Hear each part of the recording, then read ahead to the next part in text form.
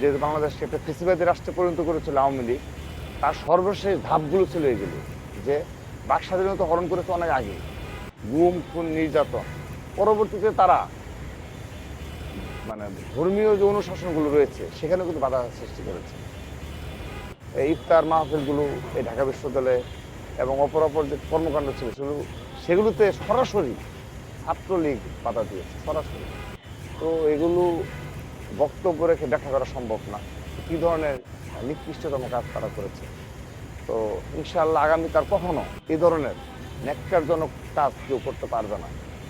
আর আমরা এই ধরনের কাজে যারা ছিল, যে সকল ছাত্রলীগের নেতাকর্মীরা যারা ছিল এই ধরনের কর্মকাণ্ডে সহ সাধারণ শিক্ষার্থীদের উপর হামলায় জড়িত ছিল, জুলাই আগস্টে হামলা জড়িত ছিল, এই ধরনের অনেক নেতা কর্মী, সেটা পদহীন হোক কিংবা পদ সহ হোক, তারা কিন্তু এখনো হলে অবস্থান করছে। তো আমরা প্রশাসনের নিকট বারবারই দাবি করছি যে এই ছাত্রলীগের যারা বিগত সময় এই রমজান মাসেও সাধারণ শিক্ষার্থীদের হামলার সাথে জড়িত ছিল, বিভিন্ন ছাত্র সংগঠনের নেতাকর্মীদের উপর হামলায় জড়িত ছিল, জুলাই আগস্ট আন্দোলনে সাধারণ শিক্ষার্থীদের হামলায় জড়িত ছিল, তাদেরকে চিহ্নিত করে অবশ্যই আইনানুগ পদক্ষেপ নিতে হবে। কিন্তু আমরা ঢাকা বিশ্ববিদ্যালয় সহ বাংলাদেশের কোনো বিশ্ববিদ্যালয় প্রশাসন থেকে আজকের দিন পর্যন্ত আনুষ্ঠানিকভাবে যে একটা পদক্ষেপ গ্রহণ করা সেগুলো হয়নি। তো এগুলো আমরা বারবার বলছি। এখন আমরা তো আনুষ্ঠানিকভাবে বড় কোনো কর্মসূচিতে গেলে শিক্ষার পরিবেশ বিঘ্ন হবে কিংবা তাদেরকে আমাদের ওই ধরনের করতে হবে, কিন্তু আমরা তারপরও মার্চ ফর জাস্টিস 3 টাইমস পালন করেছি। এখন আমরা আবারও যেহেতু হচ্ছে না, অলরেডি 8 মাস হয়ে গেল, আমরা দৃশ্যমান কোনো পদক্ষেপ পাচ্ছি না। আর এই ছাত্রলীগের এই ধরনের প্রতিটি ক্যাম্পাসে এই ধরনের নেতাকর্মীদের রেখে আপনি কখনো সুন্দর বাংলাদেশ বিনির্মাণ করতে পারবেন না। তারা হয়তোবা এখন পরিবেশ পরিস্থিতির কারণে তারা হয়তোবা তাদের যে ওই অবৈধ শাসনের সময় অবৈধ সুযোগ সুবিধা ভোগ করার যে প্রবণতা এবং তারা যেভাবে অনৈতিক কর্মকাণ্ডে লিপ্ত ছিল, সেগুলো হয়তোবা তারা এখন জনগণের চাপে হোক, ছাত্র সমাজের চাপের কারণে এই 8 মাসে করতে পারেনি। কিন্তু 2 বছর পরে তারা যে আবারও ছাত্রলীগকে প্রতিষ্ঠার জন্যে তারা যে আবারও মাঠে নামবে না, এবং এটি নিশ্চয়তা কেউ দিতে পারে না।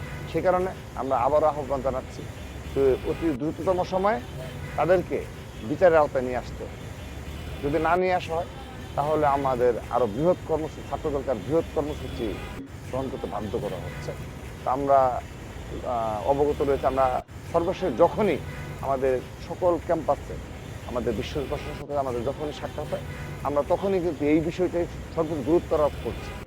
এবং এই বিচার না করা কিন্তু এই যে আগামীতে যে ডাকসু নির্বাচনের বিষয় রয়েছে, ছাত্র সংসদ নির্বাচনের প্রধান অন্তরায় কিন্তু এই ইস্যুটা, যে এই ছাত্রলীগের নেতাকর্মীদের আজকের দিন পর্যন্ত চিহ্নিত করে তাদের বিরুদ্ধে কোনো ব্যবস্থা নেওয়া হয়নি। আমি এক্ষেত্রে শুধুমাত্র এই ঢাকা বিশ্ববিদ্যালয় নয়, বাংলাদেশের প্রতিটি শিক্ষা প্রতিষ্ঠানের কথাই বলবো। এবং আরেকটি বিষয় আমি বলবো যে আপনি এই ইডেন সহ আরও বেশ কিছু শিক্ষা প্রতিষ্ঠানে রয়েছে তারা ছাত্রলীগের নারী নেত্রী ছিল, তাদের বিরুদ্ধে কিন্তু সাধারণ শিক্ষার্থীরা কিন্তু একটা অবস্থান গ্রহণ করেছে এবং অনেক ছাত্রলীগের শীর্ষ নেত্রীকে তারা কিন্তু ক্যাম্পাস থেকে ধরে পুলিশে আইন শৃঙ্খলার নিকট সুপোর্ট করেছে। তো এটা তাদেরকে কেন করতে হবে? এটা তো আমাদের প্রধান দাবি ছিল। জুলাই আগস্টের পরবর্তী বাস্তবতায় কিন্তু আগস্ট মাসের আমরা 5 তারিখের পর থেকে প্রথমে 1-2 সপ্তাহ কিন্তু সবাই সোচ্চার ছিল, সবাই এক বাক্যে ছিল, এদের কমিটি রয়েছে ছাত্রলীগের, সেই কমিটি ধরে ধরে এবং সেই কমিটির যারা জুলাই আগস্টে অল্প কিছু নেতাকর্মী রয়েছে তারা হয়তো বা আমাদেরকে সমর্থন দিয়েছে জুলাই আগস্ট আন্দোলনে, অল্প কিছু সেটা, আর পদত্যাগ করছে হাতে গোনা, ছাত্রলীগের হাতে গোনা। আর আজকে যদি এই জুলাই আগস্ট আন্দোলন ব্যর্থ হতো তাহলে যারা পদে ছাত্রলীগের যারা পদে অধিষ্ঠিত ছিল তারা কেউ কি বলতো যে না আমি ছাত্রলীগ করি না? তারা কেউ কি আমাদের উপর যে অত্যাচার নির্যাতনের নেমে আসতো তারা কি সেখানে অংশগ্রহণ করতো না? করতো। সেই কারণে আমি বিশ্বাস করি যে 1-2-3 বছর পরে কিন্তু তারা কিন্তু আবারও স্বরূপে ফিরে আসার চেষ্টা করেই যাবে।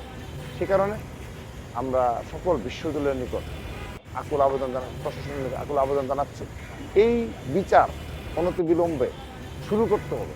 ধন্যবাদ।